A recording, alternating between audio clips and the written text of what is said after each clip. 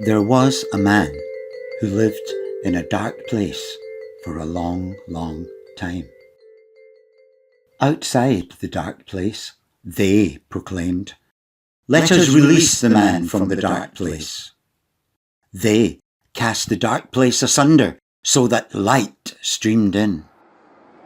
The man cowered in the blinding light. They hoisted him aloft, carrying him heraldically from the place that had been dark. Reaching higher ground, they enthused, "See, how wonderful is this place of light!" But the man could not see anything. The light had blinded him. So they swept him along through the light place, and he was awash with tears of gratitude at their support. And the light filled him, and the light was all around him, but he could not see. There came a time when they weren't there. The man felt lost and alone in the light place. He found that he could do nothing for himself. He found that he could not even find his self. Perhaps, came a thought, I have left myself in the dark place. That's where I really belong. That is me. What is this light place? They do not know the darkness, its voices, its depth. There, I am free to be who I want to be. No one cares. It's easy to get by, to get what I want. But at times, the craving. I must have the satiation, the pleasure, the craving, the dark, alone, nothing, safe. Now, alone, afraid. This light place was full of expectations and change. He tensed and cowered and flinched and floundered and then ran. And he ran and ran. He couldn't see, but he knew what he was looking for. At some point, he stumbled and fell, rolling over and over, down and down, until at last he was redeposited, safe in a dark place. Relieved, settling.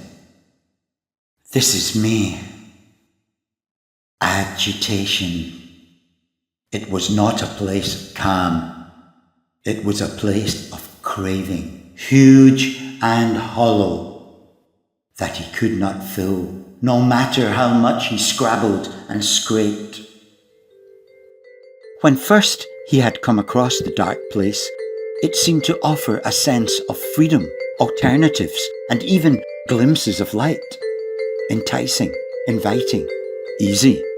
But the more he grew accustomed, the darker, the deeper and wider it became. It possessed neither sympathy nor empathy, nor indeed sentience.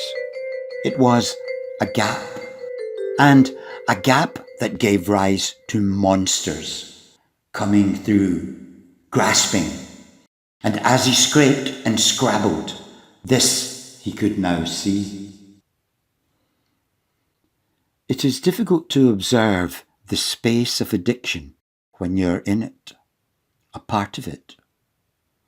He scraped and scrabbled to satiate the monsters that had poured through. The more he fed them, the larger they got. The larger they got, the hungrier they became, craving even as they fed.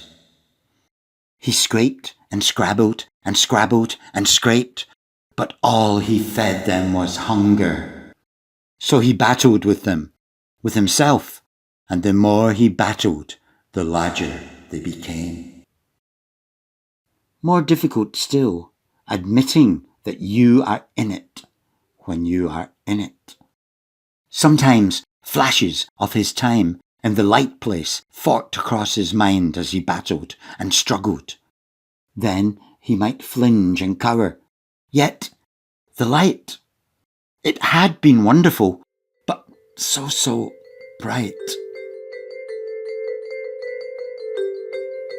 So the man lived in the dark place, but he thought often of the light. He felt agitated, now aware that there was a light place and a dark place, and that he was in the dark place. He began to long for the light and said as much to himself over and over. Someone in the light place heard him. "Do you want to be in the light place?" they asked. "Yes," said the man. "It is within you. But it lies out with the dark place, and I am within the dark place." Ah. In the dark place, in the haze of self-destruction, in the sometimes whirling chaos, trying to get life together before it falls apart, find a pebble, a twinkle of light, something positive about yourself, about anything, however small, and it will be there.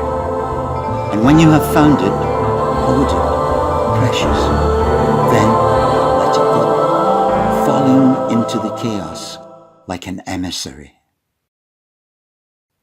At that, a small crack appeared in the dark place, and the merest sliver of light shone through.